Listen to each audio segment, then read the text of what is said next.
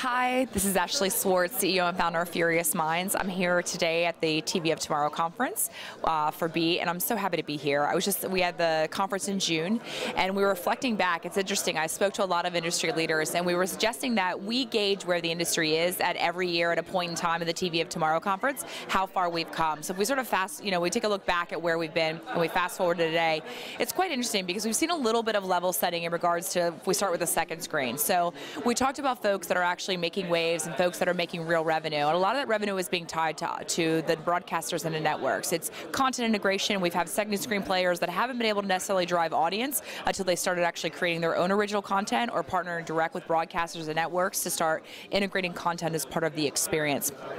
Today, Microsoft also showed us a demo of SmartGlass, which is their sort of second screen cloud integrated technology that uses metadata to be able to create a companion device experience on an integrated Windows 8 device while watching something on the Xbox over the top.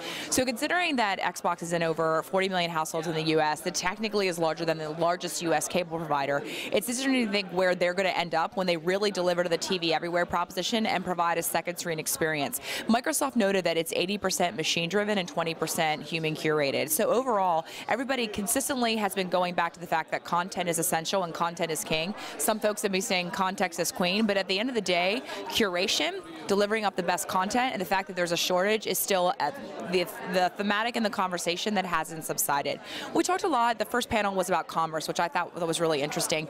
And one of the great suggestions made by someone was that it's not about television commerce, it's just e-commerce on TV or video commerce. How do we start to use video more intelligently, specifically with the mobile and the tablet as a rich media device where people are receptive to interact, and if you give them an opportunity to do so, they will. For 60 years, we know that people may not be comfortable buying on TV, but they're absolutely comfortable making a purchase decision on television. How do we use that and the connected ecosystem of TV today to actually start to drive measurable outcomes for brands that invest in TV?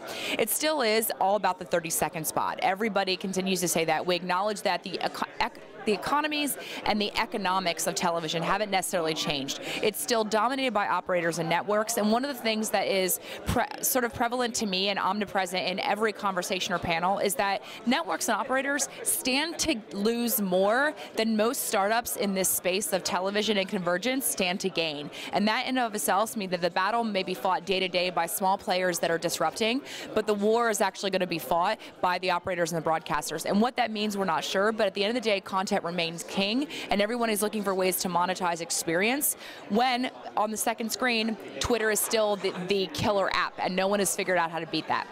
It's been a great show. Always happy to be here. Welcome comments or suggestions on our next segment at ashley@furious-minds.com. Happy holidays, and thanks for joining us. So I think that's number one need of the space is we need to focus on content, we need to get better content. The Disney deal with Netflix is heartwarming because that means there's going to be more